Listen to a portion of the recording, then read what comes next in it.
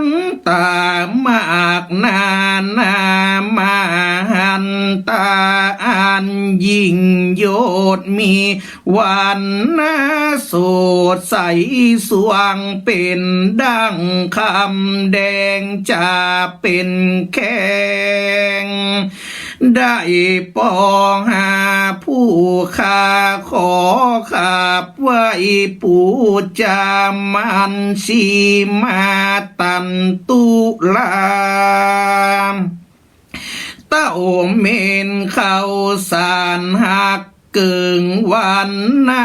ตึงดังแก้วประพาเบ่งจากกาหักย่อยได้เต้าสาเมื่อกันมีเต้าฟันพักกาดวันนาสะอาดลังสีหกนาลีผู้ข้ามข้าพานมก้อยยกมือขึ้นนบน้อมไว้ข้าปูจายังอาพี่สัมอาพี่กาธาตุยังบ่ย่อยยังค่อยตั้งอยู่เป็นปังกาตีอันที่อุ่นหิงสังดูกเบื้องหลังแห่งศีลาตาเวกอาขาดูดำมีดยังบ่ลีดอยู่สัตว์ดีจาตุโลตันตา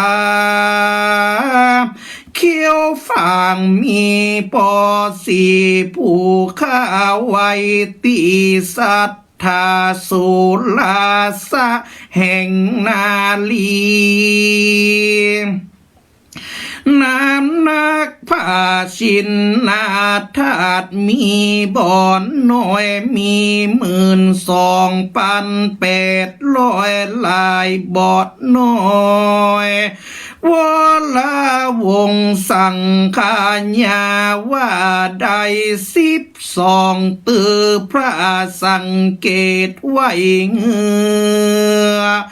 โพดมัวสันตามาถึงในตีกากาลาบัดนี้ใส่ผู้ข้าขอขับไว้ปูจาตั้งปันนามามีทาตุโยอะหังวันตามิศีลาสามสารทุองค์การสร้างคาแต่พันตาลายลาตานนาผ่านเพวภาคแก้วเจ้าตั้งสามปาการและภาคแก้วเจ้าตั้งหาโกถากมีองค์พระสัมมาสัมพุทธาเจ้าตุนตาลงกุลอานันตาอัมปาลิมานาหาติสุดบอดได้ตุนเป็นคู่แก่โลกตั้งสามตุนทาลันยังพาญาสัมปัญโยตัญญาณเหนือเต้นเกี่ยวเตบเก้าไม่มาหาโพตนพาเสดตนลำเลิศกว่าไม่ในโลกาตั้งปุนตาปิมปาพระธาตุและพระบาทและสารูปเจ้าองค์ใหญ่องค์น้อยตั้งมวลอันทาปันนาตั้งไว้ใน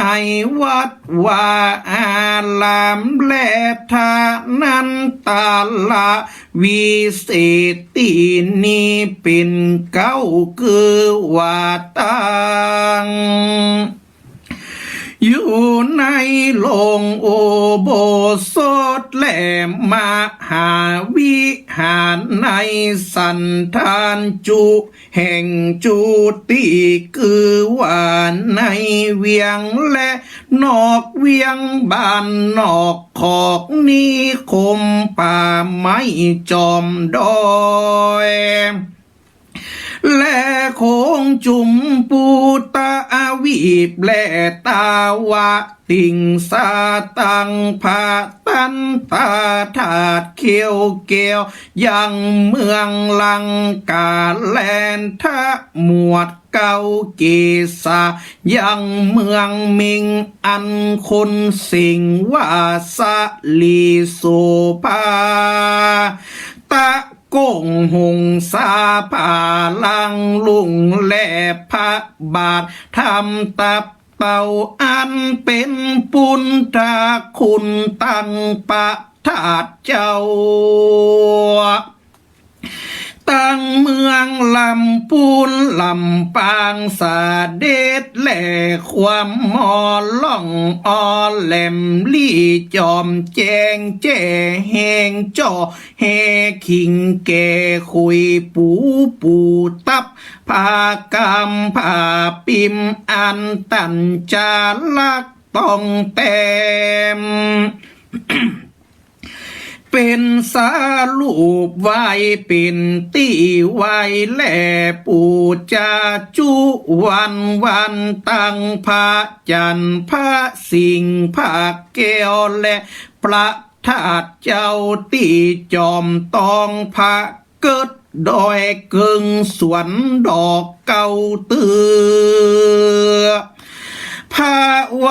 เฮอโพดหมูสัตตาปะนอนปูคาพระนอนป่าเกตทีและพระนอนหนองเพิงกลางใจเมืองม่วงเนืองพระธาตุคุณโกนจอมมนจอมโหดพดลอดจอมพอจอมจันจอมจอดจอมแวแสวนศพแวนอินแขวนแสนให้อักโคใจดอยเต่าม่อนเปียเจ้า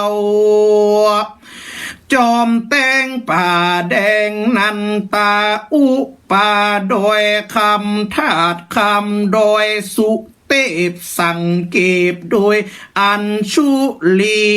ปูคานอบวันตีซึ่งเกษาพระมูลนี้สี่เซนตีจอมยองศพฟางจอมลอยโดยหน่อยเก่งจังให้ซอยแหล่ผ้าเจ้าโดยตุงทำปุ่มทำป่ากูแก้วผ้าเงาผ้าสูงเจียงแสนสิบตำหลวงปูเข้าม่อนดอนเต่ากูเต่าผาเจ้าตาเขียวผาเจ้าต้องติดแข่งคมผาเจ้านั่งโกนพระเจ้าผลแสนหาอาถาโลดผาบดแสนตองผาลานตองลานตือศิลาปันตุนภาพหุนไข่เสียงพระเจ้าตนหลวงเมืองต้งเอียงเมืองผาเหาพระเจ้านั่งดินพระเจ้าตันใจปูคานอบน้อมไว้ยังพระบาท400พระบาทยังวีดพระบาทขวางเป่าพระบาทเกี่ยวเขาพระบาทดอนกลางพระธาตุจังครึ่งพระธาตุจอมมอนนางนอนเมืองตื่นสุนันตาแม่หอพระโดยแท่นพระ พระธาตุผู้สร้างพระนอนหมอนจ้างปิงเมืองเวียงรอพระธาตุปูปอจอมปิงละก่อนและพระนอนขอนม่วงพระบาทปีนนกและโดยห้างบาทพระธาตุเจ้าโดยไก่เขียและพระธาตุเจ้าพระบาทตากพระผู้ขานบวันตีและเจดีย์อันมีในเมืองนาคและเมืองอินเมืองพมหลวดกลุ่มตัวจุมปูตะวีบมี84,000หลังผู้ขาตั้งหลายขอปูจาบอกเศษสะหล่อและไม่สะลีมหาโพเจ้าจุตุนจุตนอันทะปันนาตั้งไว้ในสันฐานฐานันตาลาตีนี่เป็นเก้าคือว่าในเวียงและนอกเวียงบานนอกขอกนิคมป่าไม้จอมโดยอันปิ่นเจือจาตะวงศาแห่งพระพุทธเจ้าตาลาบต่อเต้าถึงตาวะปิงสาและเต้นแก้วปันลังกาตังภาสัตตะมหาสถานเจ็ดแห่งตามปิมแป้งแห่งธรรมดาตังพระนาวาโลกุตกว่าตาลาดทำเจ้าเก่าสิ่งมีภาปาลิยัดยิ่งเป็นปาละมันทามีเตปิตากะทำเจ้าเป็นประธานและพระอาลีเนียสาวกะเจ้าตั้ง8 พระองค์มีพระมหาอัญญาโกทัญญะเถระเจ้าตุนเป็นอังกะสาวกะและอาสิติสาวกะเอ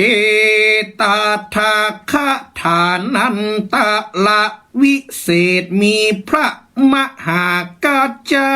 ยนะเถระเจ้าเป็น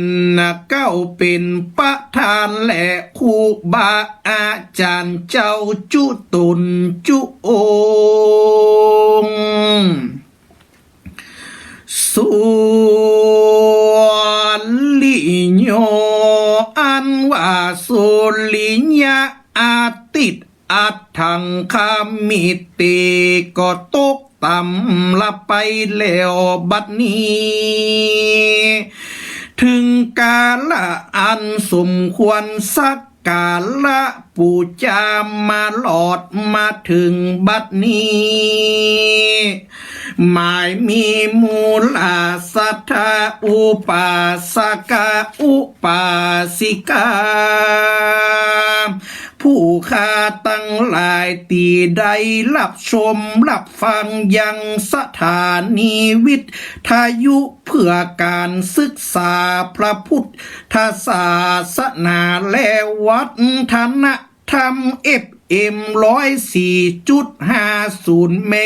กะเฮิรตซ์ในวันนี้ก็ได้ปากันมาปู่จมปู่จาได้สวดปาวนาและปากันมาเจาะตามสักกาละปู่จาและหือตานแก่องค์พระสัมมาสัมพุทธเจ้าเป็นเก้าเป็นประธานและพระธาตุเจ้าตั้งมวลจุแห่งจุตีขอจุงมีธรรมะเมตตาคุณาลับเอายังสัพพ ปะเยี่ยงเครื่องปูจาตั้งหลายตั้งมวลผุงนี้แล้วจุงเฮือเป็นปัจจัยกำจูอุดหนุนผู้ข้าเจ้าตั้งหลายไปจุไปจอดไปยังอามาตะมหาเนรพานแม่นกรรมกรรมป่ามีประกาลสันใดก็จุงปานอุดมสมฤทธิ์ที่ไปจุเยี่ยงจูพระการนั้นจุงจักมีปัจจุบันภาวะอันนี้จุงผู้ข้าตั้งหลายใดพ้นจากกังวลอนตาลายตั้งไปในตั้งไปนอกใดผู้ข้าเจ้าตั้งหลายใดอยู่ดีมีสุขมีสลีตีคาอายุมันยืนยาวไปเสียงจิละการนั้นจุงจักมีอิตังโนอักขิมาทุปะบุภาลาจาโจติงตานังอาคิทูปะกันโทโจติงตานังเอกาอาคิปังบุพังจิโนทัตตัวอาสิติกัมปโถมหาปัญโยทาเลนตุปีตากาตายังนิปานังปะละมังสุขังบทสวดนี้ที่ศรัทธาญาติโยมท่านสาธุชนทั้งหลายได้รับฟังรับชมตั้งสถานีวิทยุก็ดีรับชมตั้งเฟซบุ๊กก็ดีทั้งในประเทศไทยและต่างประเทศก็ดีบทสวดบทนี้ชื่อว่าบทพระเจ้าเรียบโลกเป็นบทสวดโบราณโบราณล้านนาเป็นบทสวดก่อนเก่าของวัดธาตุคำที่ไหนก็ตามบ่เจริญบ่ลุ่งบ่เลืองฮือปากันสวดบทพระเจ้าเรียบโลกนี้ที่แห่งนั้นจะลุ่งจะเลืองจะมีเงินมีคำจะกาเม่นใจขายหมานบทสวดบทนี้เป็นบทสวดระลึกถึงกุลขององค์พระสัมมาสัมพุทธเจ้าที่ได้ลงมาเหยียบโลกที่ได้ลงมาโพดหมู่ไวนยสัตว์เจ้าตั้งหลายคือพ้นจากความทุกข์ความโศกจากโรคภัยไข้เจ็บซึ่งช่วงนี้ก็เช่นเดียวกันโรคโควิด -19 หรือว่าโคโรนา2019ได้ระบาดช่วงนี้เฮาก็ป้ากันอยู่บ้านเพื่อช่วยชาติช่วยสังคมบ่ฮือไปแพร่เชื้อหรือบ่ฮือไปนำเชื้อเข้ามาสู่ตนตัวและครอบครัวก็ปากันฟังสถานีวิทยุปากันฟังบทสวดบทเทศของพระสงฆ์องค์สังฆเจ้าครูบาอาจารย์เจ้าพระเถรานุเถระหลายตนหลายรูปหลายท่านที่เปิ่นได้มาแสดงธรรมได้มาสวดคาถาได้มาอูจาปาศัยเป็นธรรมะให้แก่ศรัทธาญาติโยมตั้งสาธุชนทั้งหลายซึ่งในค่ำคืนนี้อาตมาภาพเก่ากับผมพระปลัดธันวาศิริรัตนเมธีเลขานุการเจ้าคณะตำบลไหยาวัดธาตุคำประตูเจียงใหม่อำเภอเมืองเจียงใหม่เป็นค่ำคืนแรกที่ได้มาออกสถานีวิทยุแห่งนี้ก็อยากจะมาเผยแพร่กรรมโบราณกรรมบอกเก่ายังกับรายการของเก่ากับผมนี้ก็ได้ชื่อรายการว่าสารธรรมกรรมเมืองซับปะเรื่องล้านนาเป็นเรื่องเก่าๆเป็นบทสวดเก่าๆเราจะได้มามาจาเพื่อเป็นการอนุรักษ์รักษายังหีดหวยของบอกเก่าล้านนาศรัทธาญาติโยมเก่ากับผมอาตมาภาพเชื่อได้เลยว่าค่ำคืนนี้ศรัทธาญาติโยมตั้งหลายที่ได้หับชมหับฟังนี้บ่ได้หับชมหับฟังเปล่าได้แน่นอนอย่างน้อยๆศรัทธาในค่ำคืนนี้ศรัทธาจะได้ปูได้ป่าเนอะ ก่อนจะรับจะนอนนี่ศรัทธาญาติโยมจะได้ปูได้ป่าศรัทธาญาติโยมที่รับชมทางรับฟังทางวิทยุก็ดีศรัทธาญาติโยมที่รับชมทางไลฟ์สดทาง Facebook ก็ดีจะได้ปูได้ป่าปิกไปบ้านไข่บ้านมันจะได้ปูได้ป่าปิกเขานอนเพื่อให้ได้เกิดความสุขความเจริญบางคนมาโอ้กึดในจิตในใจว่าปูป่าปูป่าติตุเจ้าตัวนี้เปิ้นว่าเนี่ยมันคืออันหยังปูป่านี่คืออันหยังฟังวิทยุแล้วจะได้ปูได้ป่ากะก็ว่าเกิดฝนตกกะน้ำนองกะมันเป็นอันหยังปูป่าจะมาได้จะได้บางคนบอกเก่าก็ว่ากำกินนี้มีอยู่บนท้องฟ้าเฮาอาตมาภาพเปลี่ยนละอ่อนก็บอกฮู้ว่าคนบอกเก่าคนเฒ่าคนแก่เปิ้นว่าจะได้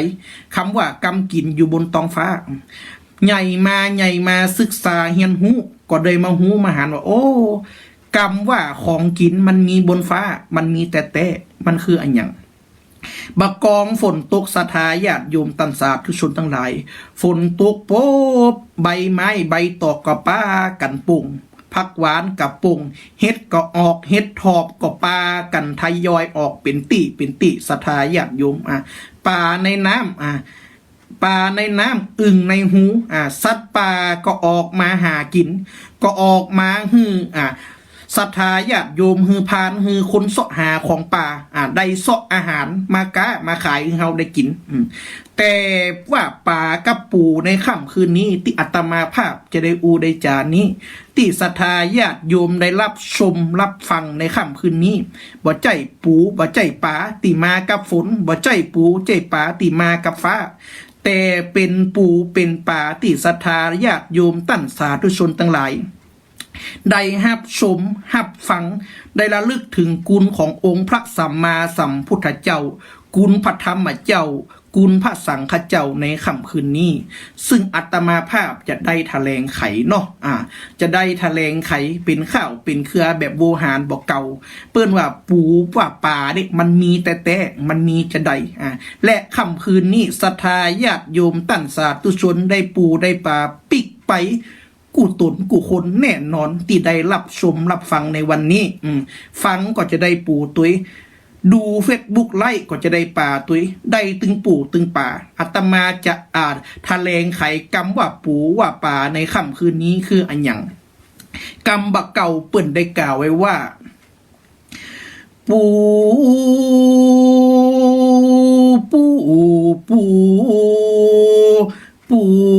นั้นมันมีในหูในโต๊ะแต่ว่าปูสองหน้าพระเจ้าเปิ่นห้องว่าปูจมปูจ่า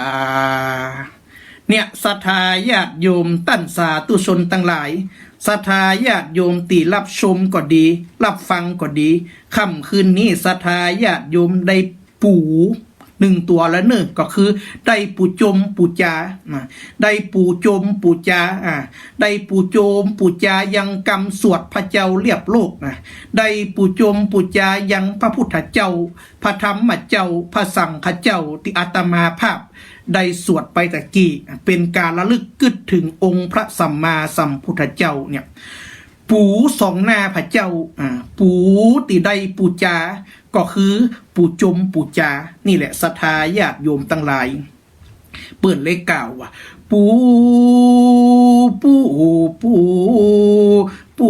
นั้นมันมีในหูในต้งแต่ว่าปูยังวัดยังว่าปูสองหน้าพระเจ้าเปิดห้องว่าปูจมปูจานี่แหละศรัทธาญาติโยมบัดค่ำคืนนี้บัดใดไปวัดพอมันเดึกก็บ่เป็นหยังแต่อย่างน้อยๆก็ได้ปูได้ไปปูจมปูจาตีบ้านของใครของมันกุคุกกุคนแต่ถ้าบ่แล้วใจวันผูกไปวัดแหมปากันไปจุดธูปปากันไปตามเตียนแหมนี่จะได้ปูจายังกุลของพระพุทธเจ้าละได้ปูจายังเกลียวพระเจ้าละเกลียวรัตนะตั้งสามอันว่ากุลพระพุทธ กุลพระธรรมกุลพระสงฆ์อันนี้คือปู่ติศรัทธาญาติโยมสามารถหาได้จากการรับชมรับฟังยังพระธรรมเทศนายังกรรมสวดในค่ำคืนนี้ และสามารถจะไปวัดในพรุ่งนี้เช้าได้นะอันนี้คือศรัทธาญาติโยมได้ปู่แน่ๆละในค่ำคืนนี้เนอะส่วนป่าเนี่ยศรัทธาญาติโยมป่าหรือว่าป่า ศรัทธาญาติโยมได้ป่าเนี่ยนอนในค่ำคืนนี้ป่าอะไรอย่างแหมเหมาะตุเจ้าบางคนกึดในใจโอ้ตะกี้เอาปูมาฮือกันละอันนี้เอาป่ามาฮือกันปลาตัวนี้จะกินอิ่มท้องอิ่มไส้หรือเปล่าปลาตัวนี้จะกินหวานกินลำก่อหาปลาตัวนี้จะจะว่ายน้ำใดก็หานี่แหละศรัทธาญาติโยม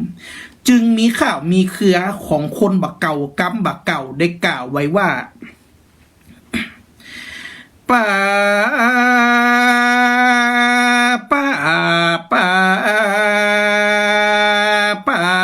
นั้นมันมีในน้ำในต้งแต่ว่าป่ายังวัดยังว่าปืนห้องว่าป่าละมีนี่แหละศรัทธาญาติโยมตั้นสาธุชนทั้งหลายป่ายังวัดยังว่าป่าที่ศรัทธาญาติโยมตั้นสาธุชนทั้งหลายได้รับชมรับฟังยังกำสวดในค่ำคืนนี้เปิ้นห้องว่าเป็นปารามีเป็นปารามีก็คือป่าคือปารามีที่ศรัทธาญาติโยมอยู่บ้านอยู่จองฟังวิทยุก็จะได้บุญได้ปารามีตุยได้ปารามีแห่งกุลพระเจ้าเรียบโลกปารามีแห่งองค์พระพุทธเจ้าพระปิมปาเจ้าสารูปเจ้ายังพระบทพระบาทพระธาตุเจ้าเจดีย์ที่สถิตอยู่ยังเมืองคนเมืองนาคเมืองอินที่อาตมาได้สวดไปตะกี้ศรัทธาญาติโยมจะได้บุญได้กุศลได้กุลได้ปารามีแห่งบทสวดพระเจ้าเรียบโลกนี้ไปปกปักรักษาหือศรัทธาญาติโยมหือได้อยู่ดีมีสุขมีความสุขความเจริญคิดหวังสิ่งหนึ่งประการใดก็สมกรรมมักกรรมปรารถนาจุเนื่องจุประการนี่แหละศรัทธาญาติโยมตั้นสาธุชนทั้งหลายอาตมาภาพในค่ำคืนนี้เป็นค่ำคืนแรกอย่างน้อยๆก็มาสวดบทพระเจ้าเรียบโลกอันเป็นบทเก่าแก่แห่งล้านนาของสบับวัดธาตุคำสำนักกุดีคำวรรณกรรมและปฏิทินล้านนาและก็ได้มามอบปูมามอบป๋าคือแก่ศรัทธาญาติโยมโยมป่อโยมแม่ป่อออกแม่ออกที่รับชมรับฟังอยู่ทางบ้านหวังว่าอานิสงส์แห่งการได้มอบยังพระธรรมยังพระธรรมกรรมสวดของพระพุทธเจ้ายังกุลพระพุทธเจ้าในครั้งนี้จะเป็นอานิสงส์กลับไปปกปักรักษาคือศรัทธาญาติโยมได้อยู่ดีมีสุขมีความสุขความเจริญและค่ำคืนนี้เป็นค่ำคืนแรกอาตมาภาพออกทางสถานีวิทยุนี้ก็อยากจะฮือโจกฮือใจฮือปอนแก่ศรัทธาญาติโยมตั้งสาธุชนตั้งหลายที่อยู่ตั้งบ้านตั้งจองได้หับปอนเป็นภาษากำเมืองเป็นปอนตีได้อัธาธิบายเพื่อช่วยฮือพระนาบุญกุศลนี้ได้ไปจุไปจอดไปหลอดไปถึงยังสิ่งที่เฮาปรารถนาขอฮือศรัทธาญาติโยมคนใดก็ตามที่อยู่ต่างบ้านต่างจองใกล้จะเข้ารับเข้านอนปากันสวดมนต์เมื่อสวดมนต์แล้วได้หยาดน้ำก็ขอฮือปากันหยาดน้ำด้วยกำปั่นกำปอนของอาตมาภาพนับตั้งแต่นี้ไปตั้งอกตั้งใจเน้อยะถาวาลิวะหาปุลาปาลิปุเรนติสาคะลังเอวะเมวะอิโตทินังเปตานังอุปกัปปติเอสิตังปะทิตังตุมหังคิปาเมวะสมิจันตุสัพเพปุเรนตุสังคปา จันโทปนะละโสยถามณีโชติละโสยถาเอวังหุนตุสัมปติสามิบัดนี้หมายมีปาธรรมเจ้ามูลาสถาตั้งหลายที่อยู่ต่างบ้านต่างจองรับฟังสถานีวิทยุFM 104.50 เมกะเฮิรตซ์วิทยุเพื่อการศึกษาพระพุทธศาสนาและวัฒนธรรมก็ดีบุญกินบุญตาลติศรัทธาญาติโยมตันสาธุชนตั้งหลายใดรับชมรับฟังในค่ำคืนนี้ของศรัทธาญาติโยมตันสาธุชนตั้งหลายได้ปรารถนาในจิตในใจตนตัวได้อยู่ดีมีสุขมีความสุขความเจริญนอกจากนั้น จากภายแผ่กองกะละบุญกุศลไปหายังญาติโกโหติกาเจ้ากรรมนายเวรเจ้าตีเจ้าตังพ่อเกิดแม่เกิดตลอดถึงจาเตวบุตเตวดาอันปุกปักหักษายังตนตัวแห่งมูลสัทธาก็ดีเตวบุตเตวดาอันปุกปักหักษายังวงตระกูลก็ดีเตวบุตเตวดาอันปกปักหักษายังติอยู่ติอาศัยติทำงานก็มีลุยมีลูกคะเตวบุตเตวดาคือว่าเตวบุตเตวดาอันปกปักหักษาอยู่ยังผัวอยู่ยังตุนไม้ตุนตอกก็ดีป้าปะตาเตวบุตเตวดาคือว่าเตวบุตเตวดาอันปกปักหักษาอยู่ยังภูเขาเถื่อนธรรมก็ดีอากาศเตวบุตเตวดาคือว่าเตวบุตเตวดาอันปกปักหักษาอยู่ยังอากาศก็ดีภูมะเตวบุตเตวดาคือว่าเตวบุตรเตวดาอันปกปักหักษาอยู่ยังพระภูมิเจ้าตีก็ดีก็ขอให้มาปัตตาอานุโมตนาโอ้ยโจกโอ้ยใจแก่มูลศรัทธาตันสาธุชนตั้งหลายนอกจากนั้นก็ขออัญเชิญเหล่าเทพเจ้ามหิสิกาเตวบุตรเตวดาตังพญาอินพญาโยมพญาพรหมโยมมาลาดลาจาคุดนักน้ำปอละไม่ไอสวนแม่ทอลนีสะลีกูตาลาตุนจำบุญและตุนจำบาปตุนหมายน้ำยาตานไปหาจุงนำกองกาละบุญกุศลตั้งหลายตั้งปวงมวลผุ่งนี้ไปจุไปจอดไปหลอดไปถึงเติงตันได้กินได้ใจได้บริโภคได้ปุนจากตียากได้ภาคจากตีตุกได้เสวยความสุขในสัมปรายภพด้วยเถินนอกจากนั้นก็ขอ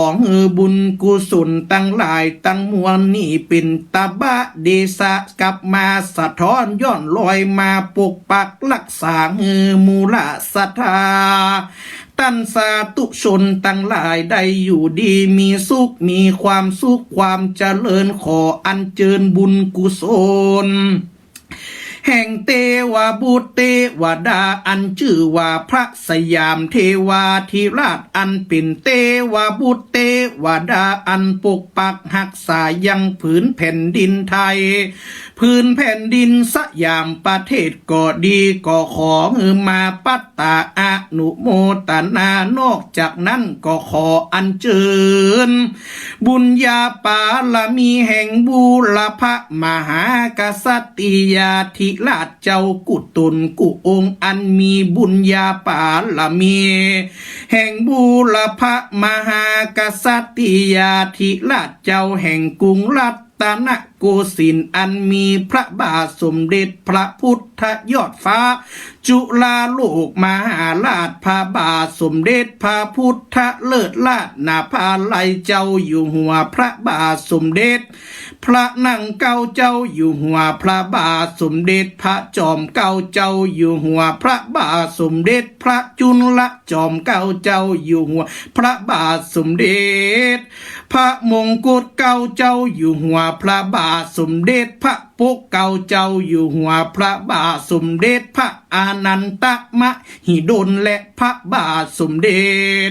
พระปรมินทรมหาภูมิพลอดุลยเดชอันเป็นบูรพกษัตริยา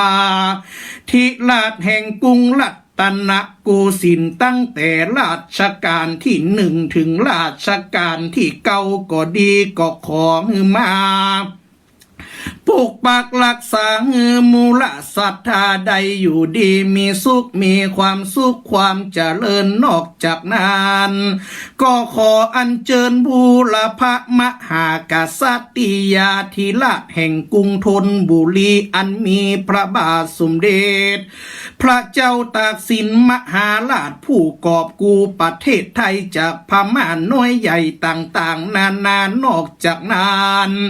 ก็ขออัญเชิญบุญญาปาลมีแห่งบูรพมหากษัตริยาธิราชแห่งกรุงศรีอยุธยาอันมีพระบาทสมเด็จ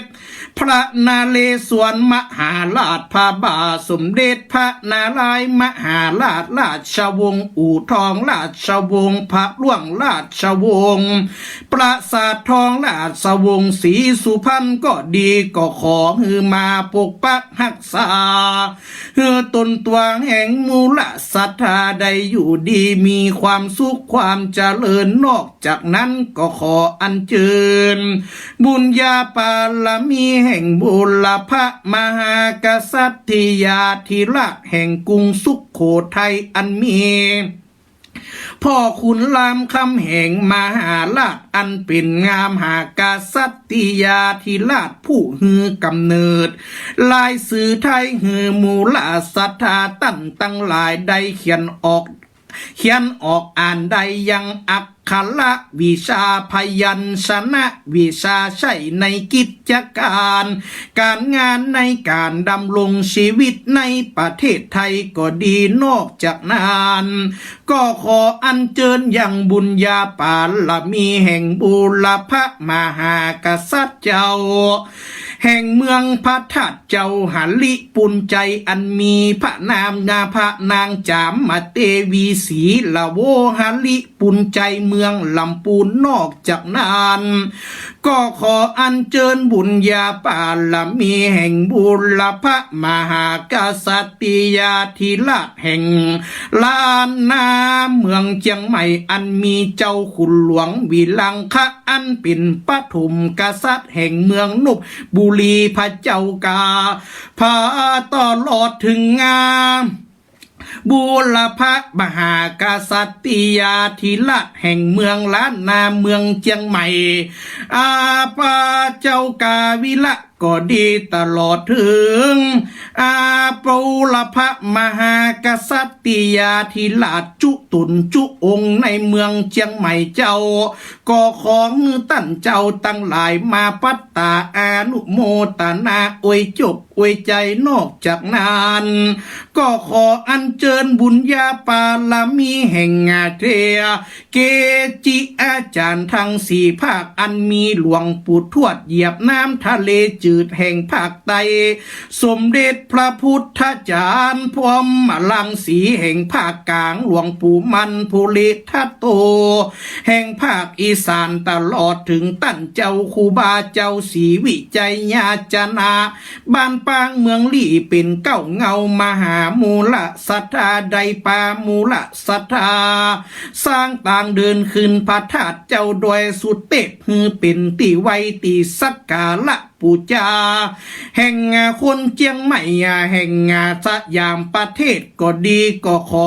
บุญกุศล ตั้งหลายตั้งปวงตั้งหลายตั้งปวนวันพรุ่งนี้จงเป็นผลสะท้อนย้อนลอย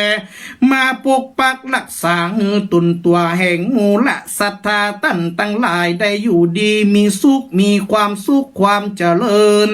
มีอายุมันยืนยาว120 ขวบเข้าวาสาปราศจากยังสัพปทุกโศกโรคภัยอนตรายต่างๆนานานั่นจุงจักมีเตียงแต่ดีหลีและของเหงือกับกายมาเป็นอย่างโชคปีโชคเดือนโชควันโชคยามอายุปีอายุเดือนอายุวันอายุยามจะตาปีจะตาเดือนจะตาวันจะตายามรับก็ขอได้เงินหมื่นตื่นก็ขอได้เงินแสนทำกิจการงานใดก็ขอได้เงินล้านของสมกำบักกำปาถนาจุยังจุประการนั่นจุงจักมีเตียงแต่ดีลีดังกะถาบาลีองค์สลีสัพปัญโยพระพุทธเจ้าเทศนาวาสพพีติโยวิวาชันตุสัพพะโลโควินาสันตุมาเตภวะตวนตาลโยสุขีที่คายุโกภาวะอาภิวาตนะสีเลสะนิจังบุทธาปัจ